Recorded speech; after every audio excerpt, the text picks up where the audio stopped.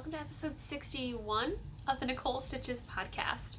I am a left-handed crocheter, knitter, and general crafter coming to you from Northern Virginia, where I work and live with my fiance, our cat, Webster, and our kitten, Birdie, whom you just heard say hello. You can keep up with me on Instagram at NicoleSPDesigns, on Ravelry as she writes things, on Pinterest at NSP Designs, and in my shop, nspdesigns.com, where I make and sell handmade project bags, notions pouches, and other fiber accessories, as well as original crochet patterns. There she is. Hi. Oh yeah. Okay. All right. Good talk. Good cuddle. There's a Ravelry group for the podcast. You can go there to find a Get to Know Us thread where you can introduce yourself and get to know other members of the group. A Q&A thread where you can leave me questions. And I actually need to highlight that mention real quick. I am needing to pre-record videos very soon. My wedding is about 3 weeks away. I'm going to be gone for 2 weeks minimum. I will be gone for 2 to 3 episodes.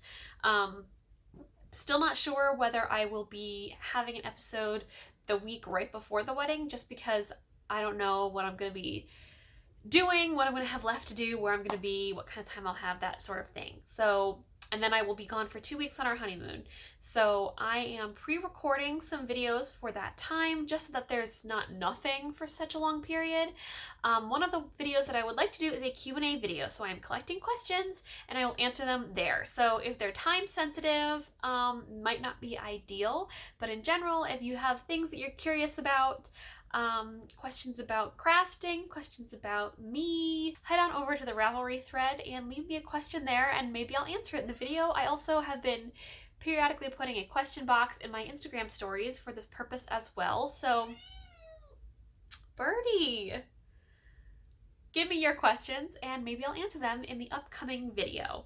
The Ravelry group is also where you can find the monthly pattern giveaway thread, and the September thread is now live. I know we're coming in the middle of the month because I missed last week, but the thread is live. You can go there to enter to win a pattern that I work on this month or one that I feature in the New in My Queue segment, which is something that ends up in most episodes of the podcast and is generally 3 to 5 patterns in there as well. So you'll end up with a good amount to choose from at the end of the month if you win.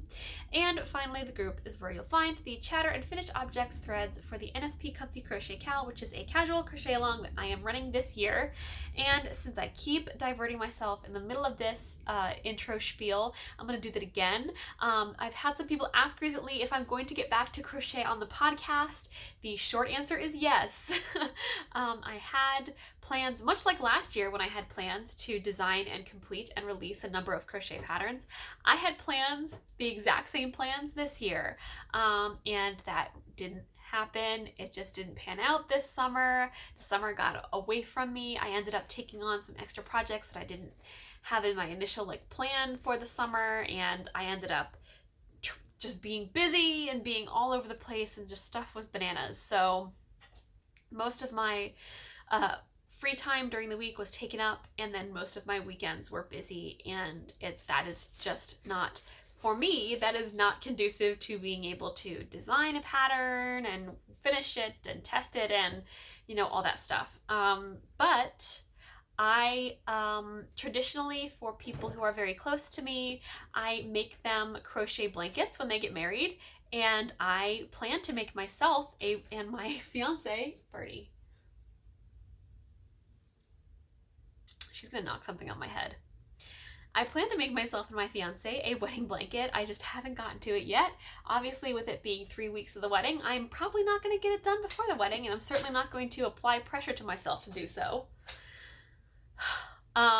But that is something that I do want to make, so maybe it'll be more like a first year married blanket. I also know several people who are expecting babies. Not me. I promise, not me.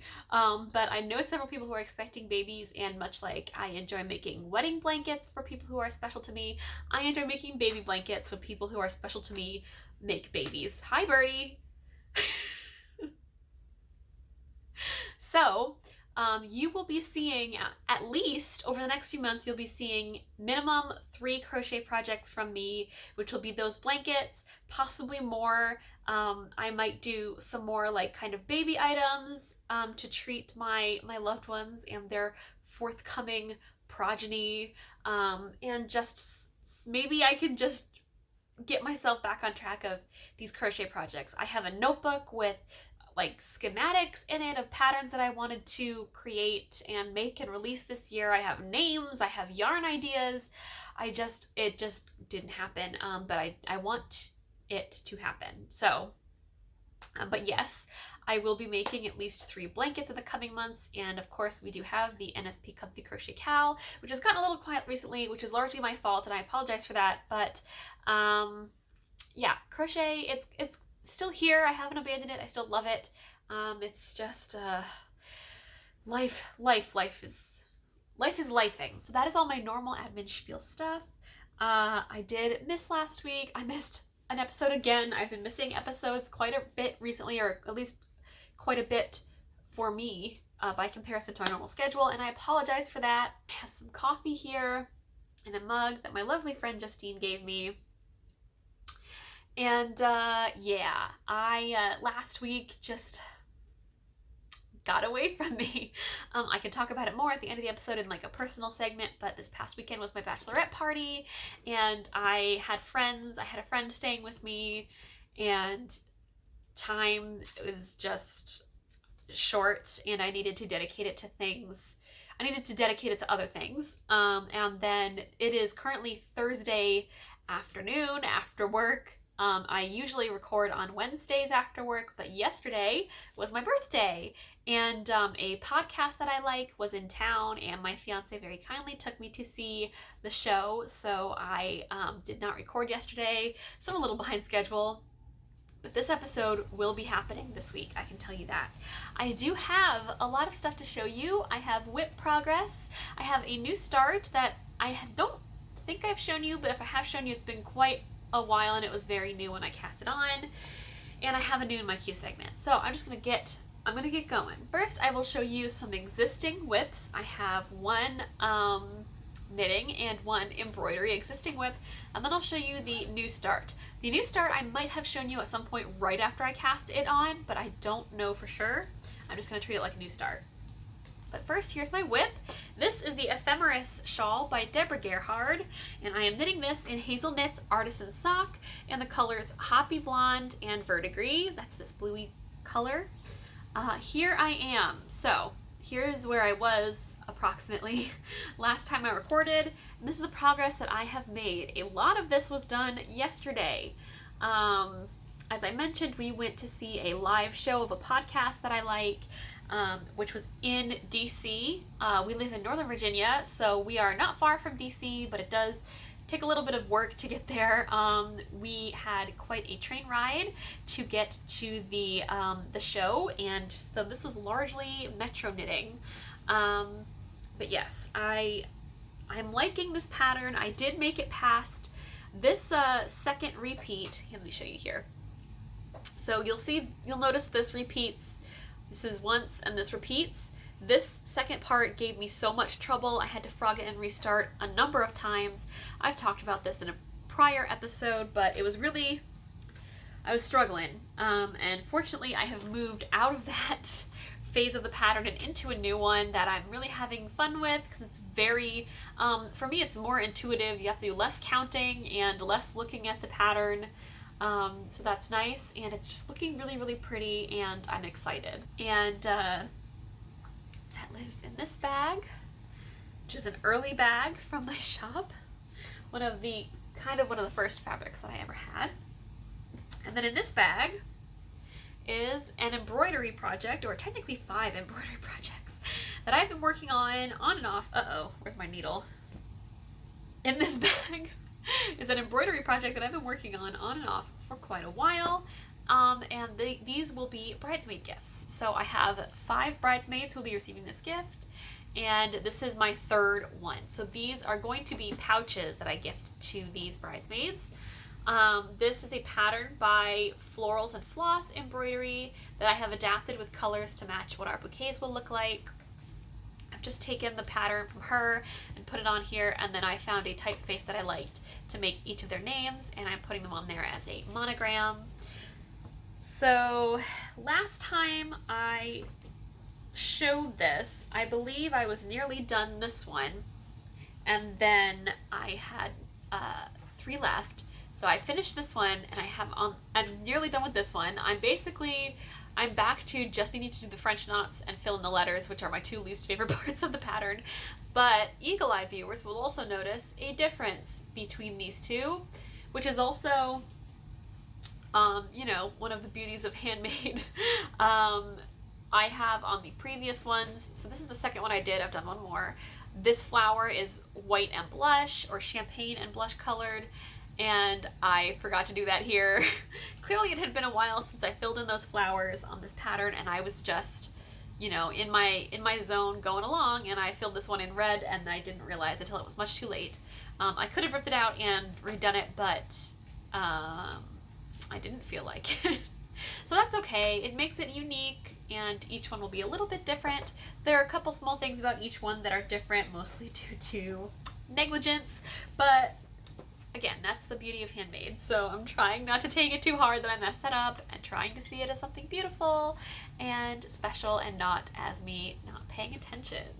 Finally, living in this bag, my Halloween bag. I still have this print in the shop in a few bags. No more larges right now, but I think I do still have mediums left, and a small, and project pouches. But in this bag is my technical new start. I'm treating it as a new start because I don't remember what state it was in the last time I showed you. This is my Tumanako Pullover by ArohaKnits. I featured this in a New in My Queue segment a while ago. It is a cabled sweater. And here is my current progress. So here I set a marker where I recorded last week. I actually recorded a whole episode last week and it just didn't go up. I'll get to that later. But so this is the back of the sweater. This is where I was, and that is what I've done in the week since.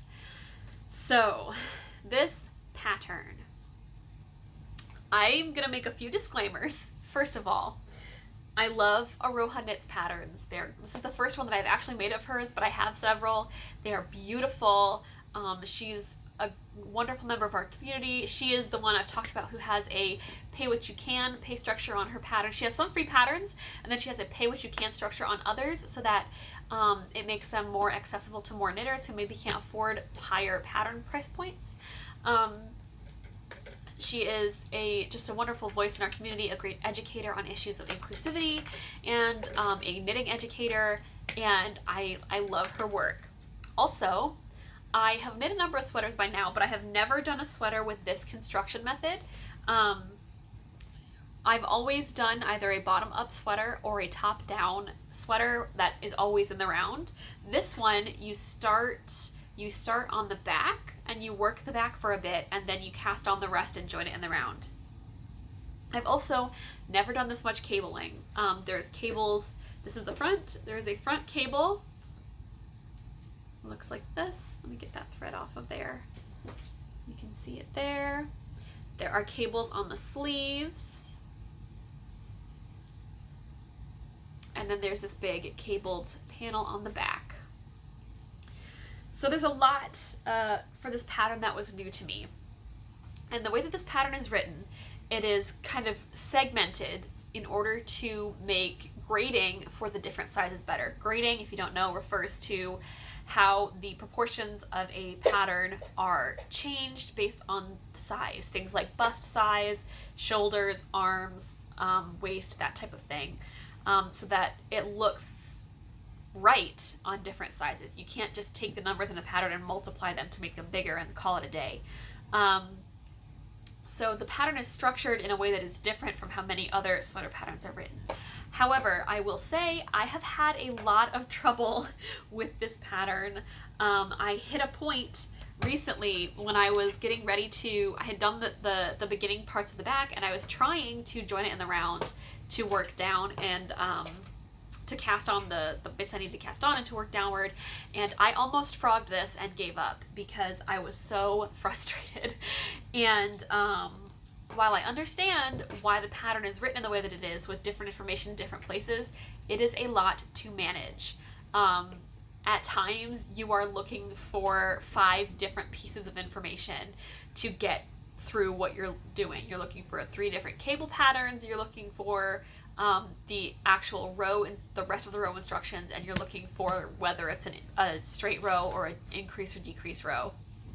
And that information is all in different spots, which is not necessarily easy to manage. It's a lot to juggle, it's a lot to think about, it's kind of difficult to track. So what I ended up doing is looking for the information applicable to the size that I am knitting, and then making myself a separate table where I write out every single row, what I need to be doing, all in one spot so that I can just follow it along like that.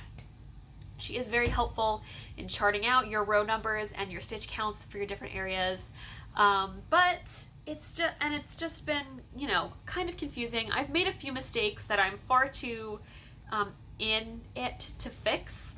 And that's okay. I think it's something that if you're not a knitter, you won't really notice, or if you don't know the pattern really well, and or I can hide them with my hair.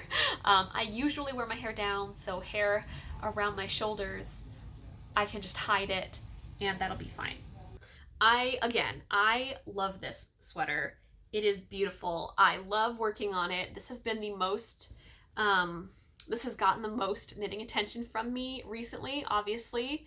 And I can't wait to wear it, but I think that this is definitely going to be more about the final piece than about the process. Fortunately, I'm at a place, again, I mapped out the instructions for my size in the pattern in a way that is easiest for me to follow. And since I have done that, it's gotten much better to work on, much easier and more enjoyable.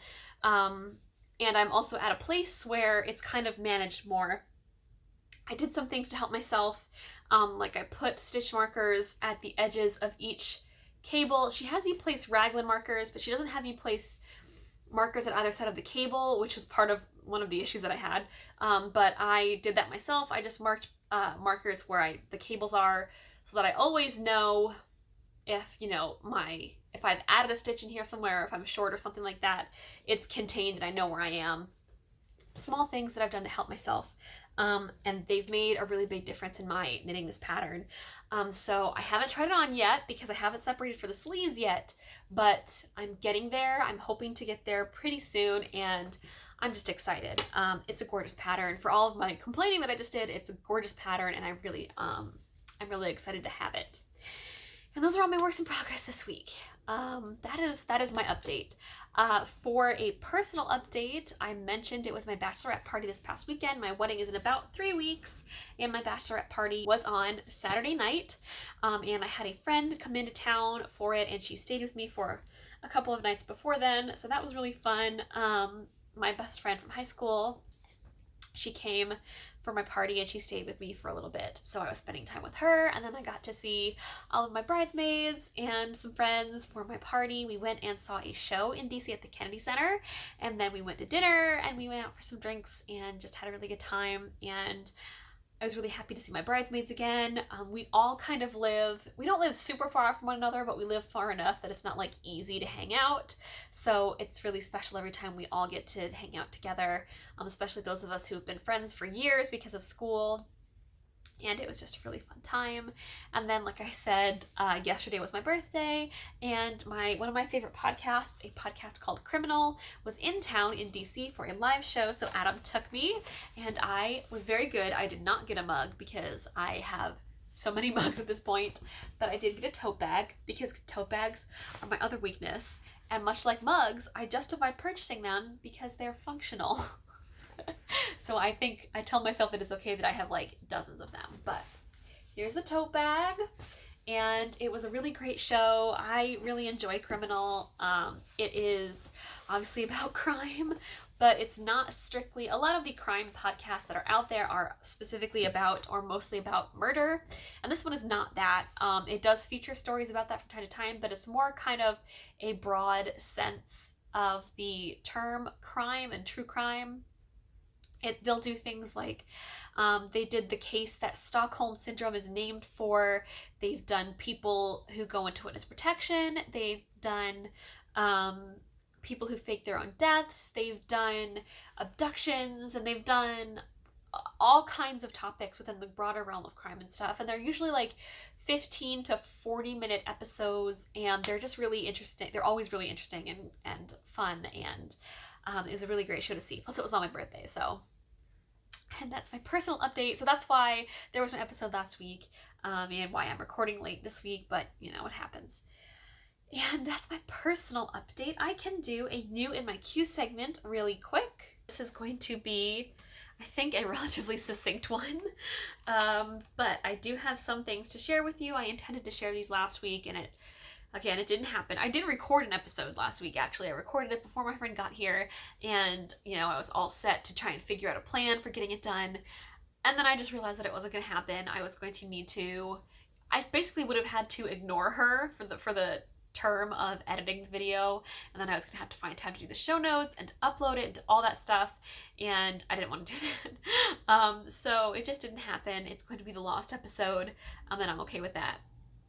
But that's fine. I'm just going to show you now the things that I had last week in my queue. So first is the Tumanako Colorwork Cowls by ArohaKnits. It comes as one pattern, but they're actually 5 different motifs that you can do. It's a colorwork cowl, and she tells you they're each named after a Maori word, and she tells you within the pattern what each one is and what it represents, and the symbolism behind it, which I think is so cool. They're all beautiful, and I think that this would make a great gift knit. You know, you could follow the same pattern and come up with 5 different gifts for 5 different people, which is amazing. And once again, she has the pay what you can structure. So if you can't afford the normal price of the pattern, she puts codes on the pattern page that will make it a bit more affordable for you, and you pay what you are able. Next, I have the Bravura Pullover, which is a DK weight colorwork sweater. This is by Beatrice Perron-Dallin, or Dollin. Sorry. This is, again, a colorwork DK weight sweater. I love this. I love how it's colorwork, but it's kind of different with the little squares. I love that you can use a bunch of scrappy colors for it. We all know I have a ton of KnitPicks Swish DK in a bunch of different colors left over from various colorwork projects, and I could definitely see myself making just a really loud, bright, colorful version of this with all my scrap pieces. And it's just a gorgeous sweater. And let me bring up the sizes for you really quick so I can let you know what they are. This comes in 33.5 inch bust on the low end and 64.75 inch bust on the high end. That's pretty good. And it's designed to be worn with approximately 4 to 6 inches of positive ease. Next is the Paper Birch Pullover by Amy Christoffers of Savory Knitting. This one is a bottom up DK weight sweater. It is super duper simple, which I love. It's just got that pretty little bit of lace around the raglan area, which I think is so pretty, which makes it seem like it would be a really nice quick knit. It's got a little bit of interest. It's not just a plain sweater, but it doesn't have so much that you need to like look at a chart a bunch and go back and forth. It's just, you know, you get that part done and then you can just do stockinette island, which I love. And this one comes in sizes of 36 inches at the small end to 64 inches at the high end. The model is shown wearing it with 4 inches of positive ease. I have the Namu cowl, which again is on my list because I think it would be a great gift knit. This is by Knit Boop, and this one is a free pattern download, at least it is right now. This is a beautiful cowl. I believe it's a worsted weight. I think this would be a really great gift knit worsted weight, and a cowl means it's pretty quick. I think you can probably do it in just 1 or 2 skeins of worsted weight yarn, and I think it's really beautiful. The cowls are really fun and unique, and I love that. And that is all I have for you this week. That is my new in my queue segment. So everything that I've mentioned will be listed in the show notes, and I will be having links to everything and stuff. You can find the show notes in the description. You can also find a link in the description to a blog form of show notes, which tend to have a little bit more detail. I add pictures and stuff. And you can find my social media and stuff linked below as well. Everything will be there. So yes, thank you so much for bearing with me. I know I've been a little absent here and there, just things are getting busy, the wedding's coming up, etc. Head to the Ravelry group to drop me some questions for a Q&A video, or follow me on Instagram. I've been adding the question box to my stories there, as I mentioned. And you know, give me your pressing questions. What do you want to know? Besides that, I think that's all I have for you. So Thank you so much for watching. If you were new, I hope you enjoyed it. If you were a return viewer, thank you for coming back. You can hit the subscribe button and you'll be notified every time I post a new video. Leave me a comment, it helps me out a whole bunch, and like the video if you liked it. And I hope you have a great week. Get lots of crafting done, and I will see you next time. Bye!